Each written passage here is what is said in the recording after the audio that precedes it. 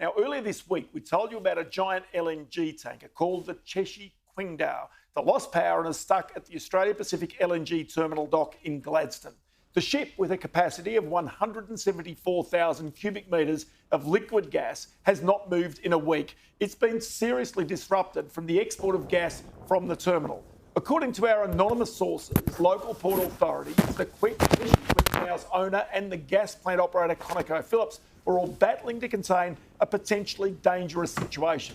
The gas is sourced from Origin Energy fields in the Surat and the Bowen basins. It's liquefied at the APLNG plant on Curtis Island, then transferred to these ships. These are shots we picked up today. It's vital the gas remains in a liquid state, otherwise an environmental disaster could ensue on a scale that Australia has never seen. Gladstone has a population of 37,000 people. The centre of the city is 10 kilometres away from here, where the ship is stuck. Now, one option is to tow the Cheshire Qingdao out to sea, but so far, on safety grounds, that has not happened.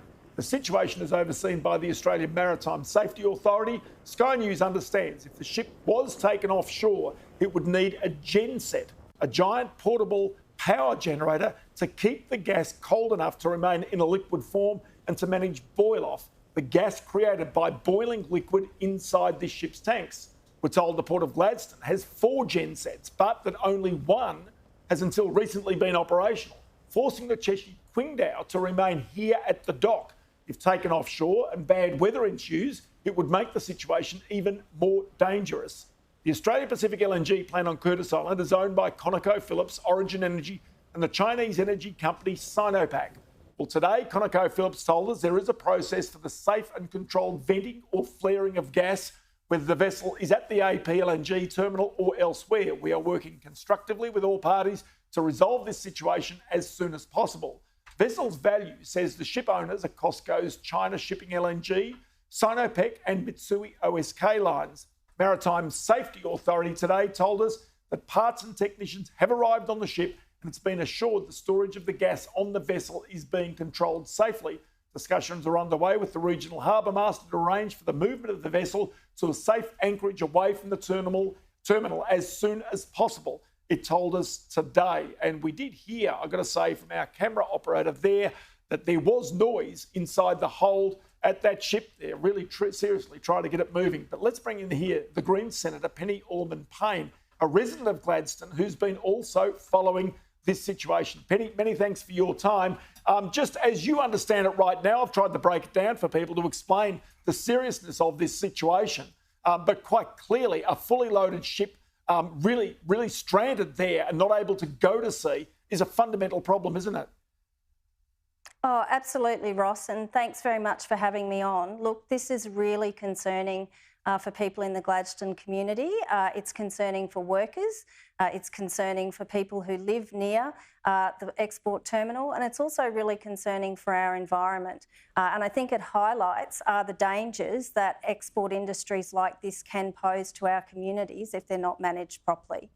What we do know is that Origin Energy has decided to divert all of the gas that otherwise would go into that plant into the domestic market. We've seen a big fall in the wholesale price, but also, of course, the gas has to go somewhere, and the worst place for it to go is in the environment. Methane is many times worse than carbon dioxide in our atmosphere. That's right, and we saw today with the release of our climate change report that we're not meeting our emissions targets. So this certainly isn't going to help the situation, and it really highlights that we need to be getting off coal and gas. We need to stop opening up new coal and gas, and we need to transition our economy to renewable industries that are much more safe for our community. Well, you're a representative of that Gladstone area. These giant Curtis Island gas terminals are there. They obviously bring in jobs and prosperity into the region. But do they feel vulnerable about having these gas plants on their doorsteps?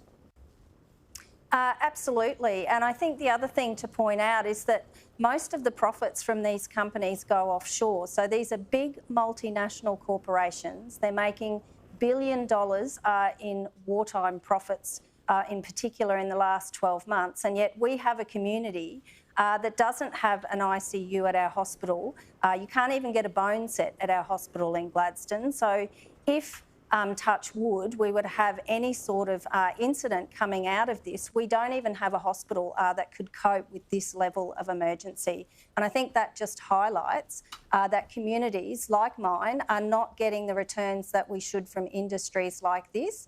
And what I have heard from the community when we've talked about the transition to a renewable energy economy, which all credit to Gladstone Regional Council, has a transition plan in place so that we can get off coal and gas and transition to renewable energy.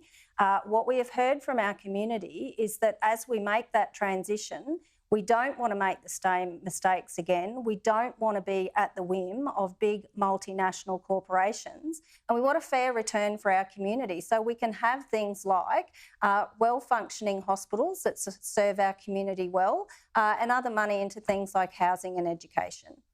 In short term, however, Penny, it would be fair to say that the most important thing is to get this ship operational, to get it moving, to get it out of that port, because we do know there's other ships actually standing outside that port waiting to be filled up. But the important thing is the safety of the community short term is the priority. It is. And look, I think that we need to have more transparency too from ConocoPhillips with our community. My office put in a call to ConocoPhillips this afternoon to get an update on the situation, and they told us that they had nothing to tell us. And I think that that is unacceptable. As you said, this poses a huge risk to the workers and the people in our community. And I think at the very least, they owe it to us to be continually updating us as much as possible so that people in my community know exactly what is going on and what the risk is to their safety. Green Senator Penny Allman-Payne, resident of Gladstone, many thanks for your time on the program this afternoon. Thanks very much, Ross.